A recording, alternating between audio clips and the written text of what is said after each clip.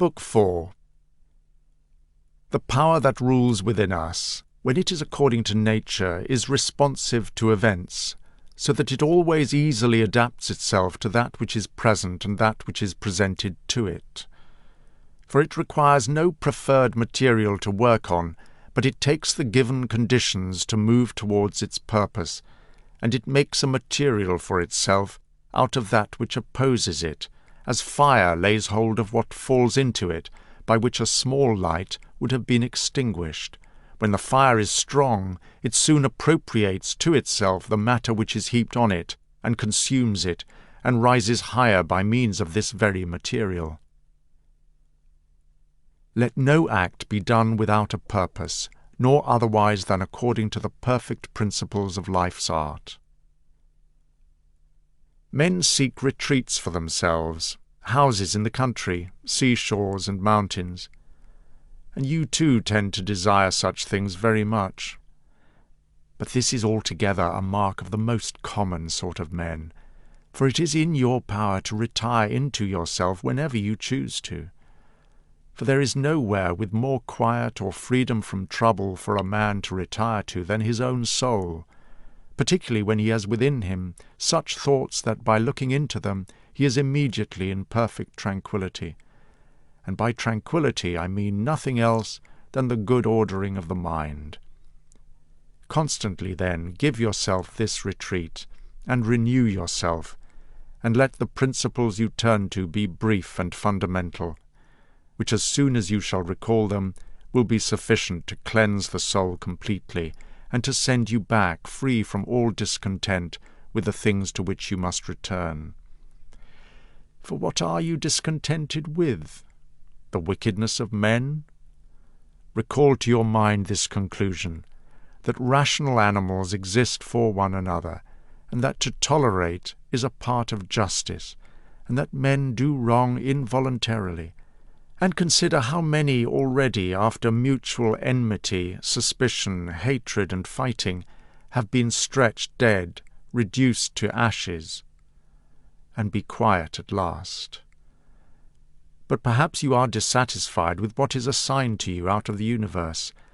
Recollect these alternatives.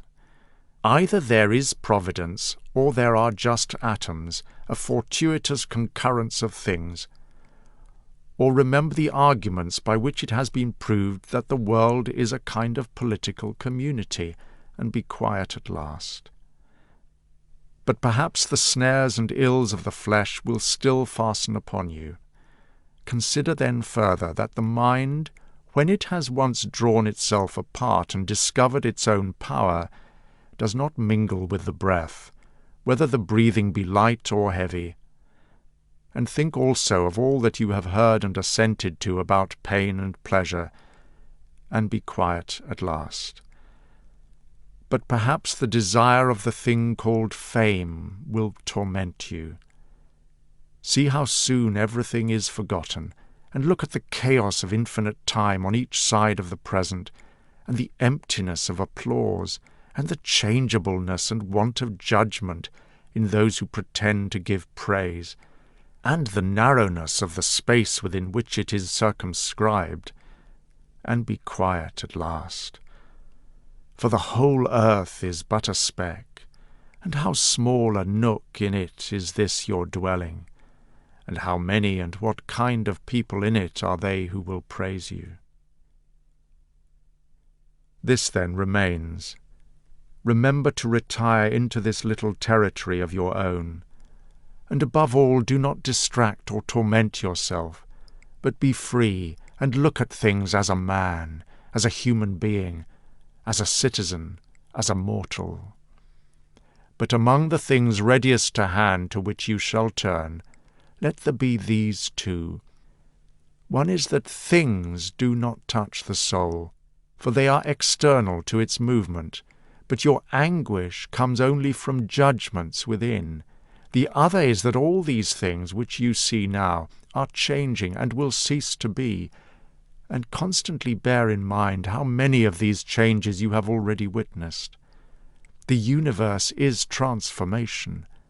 Life is judgment. If the intellectual faculty is common to all, then the power of reason also, that which makes us rational beings, is common to all. If this is so, also common to all is the reason that commands us what to do and what not to do. If this is so, there is a common law also. If this is so, we are fellow citizens. If this is so, we are members of some political community. If this is so, the world is in this manner a state.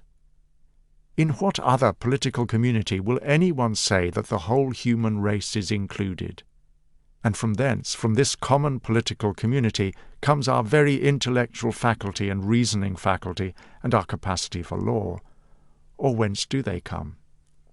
For as my earthy nature comes from the earth, and that which is watery in me comes from another element, my breath from some other source, and that which is hot and fiery from its own peculiar source, for nothing comes out of nothing, nor does nothing return to non-existence. So also the intellectual part comes from some source. Death is such as birth is, a mystery of nature. There is a composition out of various elements, and a decomposition into the same elements, and altogether not a thing of which any man should be ashamed, for it is not contrary to the nature of a reasonable animal, and not contrary to the reason of our constitution. For such persons it is natural that these things should occur. It is a matter of necessity, and if a man will not have it so, he will not allow the fig tree to give juice. But anyway, bear this in mind, that within a very short time both you and he will be dead, and soon not even your names will be left behind. Take away your judging thought, and then there is taken away the complaint, I have been harmed. Take away the complaint, I have been harmed, and the harm is taken away. That which does not make a man worse than he was also does not make his life worse, nor does it harm him either from without or from within. The nature of that which is universally useful has been compelled to do this. Consider the saying, everything that happens happens as it ought, and if you observe carefully, you will find it to be so. I do not say as it ought only with respect to the conditioned continuity of things, but with respect to what is just, and as if someone were assigning to each thing its value. Continue to observe, then, as you have begun, and whatever you do, do it in conjunction with being good, in the sense in which a man is properly understood to be good. Keep to this in every action. If someone does you wrong, do not take his view of things or see things as he would have you see them, but look at them as they are in truth. A man should always have these two principles in readiness. The one, to do only what the reasoning faculty that is present with the power of rule and legislation may suggest for the good of all. The other, to change your position if there is any one at hand to set you right and to move you from an opinion. But this change of opinion must proceed only from a clear persuasion as to what is just or to the common good and the like, not because it appears pleasant or makes one popular. Do you have the power of reason? I have. Why then do you not use it? For if this faculty does its work, what else do you need to worry about? You have existed as but a part of the universe. You shall disappear into that which produced you, or rather, you shall be transformed and received back into its creative principle. Many grains of frankincense on the same altar. One falls before, another falls after, but it makes no difference. Within 10 days you will seem a god to those to whom you are now a beast and an ape, if you will return to your principles and the worship of reason. You are not going to live 10,000 years. Death hangs over you. While you live, while it is in your power, be good. How much trouble he avoids who does not look to see what his neighbour says or does or thinks, but only to what he does himself, that it may be just and pure. Or as Agathon says, look not round at the depraved morals of others, but run straight along the line without deviating from it. He who has a vehement desire for posthumous fame does not consider that every one of those who remember him will himself also die very soon, then likewise they who succeed them, until the whole remembrance of him shall have been extinguished, as a transmission through men who foolishly admire and perish. But even if you imagine that those who will remember are immortal, and that the remembrance will be immortal, what then is this to you? And I do not say merely what is it to the dead, but what is it to the living? What is praise except in so far as it has a certain utility? As it is, you reject the seasonable gift of nature, clinging to something else. Everything which is in any way beautiful is beautiful in itself, and is an end in itself. It does not have praise as part of it. Nothing is made worse nor better by being praised. I affirm this also of the things that are commonly called beautiful, for example, material things and works of art. That which is really beautiful has no need of anything, no more than law, no more than truth, no more than benevolence or modesty. Which of these things is beautiful because it is praised, or spoiled by being blamed? Is such a thing as an emerald made worse than it was if it is not praised, or gold, ivory, purple, a lyre, a little knife, a flower, a shrub? If souls continue to exist, how does the air give room for all of them from eternity? Well, how does the earth hold the bodies of those who have been buried in it from the remotest time? For as here the mutation of these bodies after a certain continuance, whatever it may be, and their dissolution make room for other dead bodies, so the souls which are removed into the air after subsisting for some time are transmuted and diffused, and assume a fiery nature by being received into the creative intelligence of the universe, and in this way make room for the fresh souls which come to dwell there. This is the answer which a man might give on the hypothesis of souls continuing to exist. But we must not only think of the number of bodies which are thus buried, but also of the number of animals which are daily eaten by us and other animals. A vast number consumed, and thus in a manner buried in the bodies of those who feed on them. And nevertheless this earth receives them by reason of the transformation of these bodies into blood, and into the elements of air or fire. What is it to investigate into the truth in this matter? It is to mark out that which is material from that which is the cause of form, the formal. Do not be whirled about by your thoughts, but in every volition have respect to justice, and on the occasion of every sense impression maintain the faculty of comprehension or understanding. Everything that is harmonious to you, O universe, harmonizes with me. Nothing for me is too early nor too late, which is in due time for you. Everything is fruit to me, O nature, which your seasons bring. From you are all things, in you are all things, to you all things return. The poet says, "Dear city of Cecrops," and will not you say, "Dear city of Zeus"? If you would be contented, says the philosopher Democritus, don't do very much. But consider if it would not be better to say, do whatever is necessary, whatever the reason of the naturally social animal requires, and however it requires it to be done. For this brings not only the tranquillity which comes from doing what is right, but also that which comes from doing little.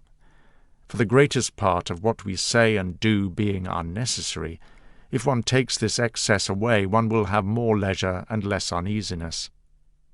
Accordingly, on every occasion a man should ask himself, is this one of the unnecessary things? And he should excise not only unnecessary acts, but also the unnecessary thoughts that generate superfluous acts. Try how the life of the good man suits you, the life of him who is satisfied with his portion from the whole, and satisfied with his own just acts and benevolent disposition. You have seen something of that other kind of life. Now try this. Do not get anxious. Make yourself all simplicity. Someone does something wrong? It is to himself that he does the wrong. Something happens to you? Well, out of the universe from the beginning, everything that happens has been apportioned and spun out to you. In a word, thy life is short. Profit from this present moment by the aid of reason and justice. Be sober, be relaxed. Whether it is a well-arranged universe or a chaos huddled together, it is still a universe. Can a certain order subsist in you with yet disorder in the whole? Particularly when all things that seem so separate from one another yet diffuse into and relate to one another. An evil character, a womanish character, a stubborn character, a character that is bestial, childish, animal, stupid, counterfeit, scurrilous, fraudulent, tyrannical. If he is a stranger to the universe who does not know what is in it, no less is he a stranger who does not know what is going on in it. He is a runaway who flies from social awareness. He is blind who shuts the eyes of the understanding. He is poor who is dependent on another, and does not hold in himself all the necessities of life.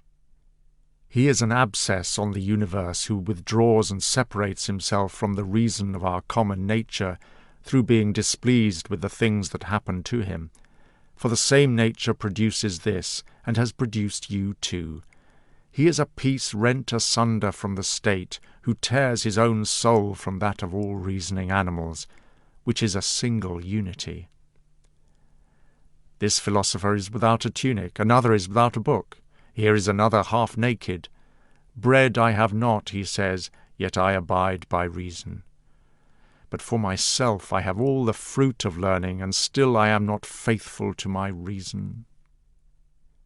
Love the art, poor as it may be, which you have learned, and be content with it, and pass through the rest of your life like one who has entrusted to the gods with his whole soul all that he has, making yourself neither the tyrant nor the slave of any man. Consider, for example, the times of Vespasian. You will see all the same things: people marrying, bringing up children, sick, dying, warring, feasting, trafficking, cultivating the ground, flattering, obstinately arrogant, suspecting, plotting, wishing for certain people to die, grumbling about the present, falling in love, heaping up treasure, desiring consulship, kingly power. Well then, that life of these people no longer exists at all. Again, remove to the times of Trajan. Again, all is the same. Their life too is gone. In like manner, view also the other epochs of time and of whole nations, and see how many after great efforts soon fell and were resolved into the elements. But chiefly you should think of those whom you have yourself known, distracting themselves about idle things, neglecting to do what was in accordance with their own nature and constitution, and hold firmly to this and to be content with it. And herein it is necessary to remember that the attention we give to things is proportionate to their value, for thus you will not be dissatisfied if you bring to smaller matters no more application than they call for. The words which were formerly familiar are now antiquated. So also the names of those who were famed of old are now in a manner antiquated. Camillus, Caeso, Volusus, Leonatus, and a little after also Scipio and Cato, then Augustus, then also Hadrian and Antoninus. For all things soon pass away and become a mere tale, and complete oblivion soon buries them. And I say this of those who have shone with a wondrous lustre. For the rest, as soon as they have breathed out their breath, they are gone, and no man speaks of them. And to conclude the matter, what is even an eternal remembrance? A mere nothing. What then is that about which we ought to employ our serious endeavours? This one thing, thoughts just and acts social and words which never lie, and a disposition which gladly accepts all that happens as necessary, as comprehensible, as flowing from a principle and source that is also comprehensible. Willingly give yourself up to the fates, to Clotho the spinner, allowing her to spin your thread into whatever things she pleases. Everything is only for a day, both that which remembers and that which is remembered. Observe constantly the changing nature of all things, and accustom yourself to consider that the nature of the universe loves nothing so much as to change things from how they are into something else, new and yet similar, for everything that exists is in a way the seed of that which will be. Even the idea of the seed which you hold on to as unchangeably that which is cast into the earth or into a womb is quite unphilosophical. You will soon die, and you are not yet clear-minded, nor free from anxiety, nor without fear of being hurt by external things, nor kindly disposed towards all, nor do you yet look for wisdom only in acting justly. Examine men's sovereign principles, even those of the wise, what kind of things they avoid and what kind they pursue. What is evil to you cannot subsist in the sovereign principle of another, nor yet in any turning and mutation of your circumstances. Where is it then? It is in that part of you in which subsists the power of making judgments about evils. Let this power then not make such judgments, and all is well. And if that which is nearest to it, the poor body, is cut or burnt, or invaded by alien matter and rottenness, nevertheless let the part which makes judgments about these things be quiet. That is, let it judge that nothing is either bad or good which can happen equally to the bad man and the good. For that which happens equally to him who lives contrary to nature and to him who lives according to nature is neither according to nature nor contrary to nature. Constantly regard the universe as one living being, having one substance and one soul, and observe how all things have reference to one perception, the perception of this one living being, and how all things act with one movement, and how all things that exist are the cooperating causes of each other. Observe the continuous spinning of the thread and the intricate network of the web. You are a little soul bearing about a corpse, as Epictetus used to say. It is no evil for things to undergo change, and no good for things to subsist in consequence of change. Time is like a river made up of the events that happen, and it is a violent stream, for as soon as a thing has been seen, it is carried away, and another comes in its place, and this will be carried away too. Everything that happens is as familiar and well known as the rose in spring and the fruit in summer, for such is disease and death and calumny and treachery and whatever else delights, fools, or vexes them.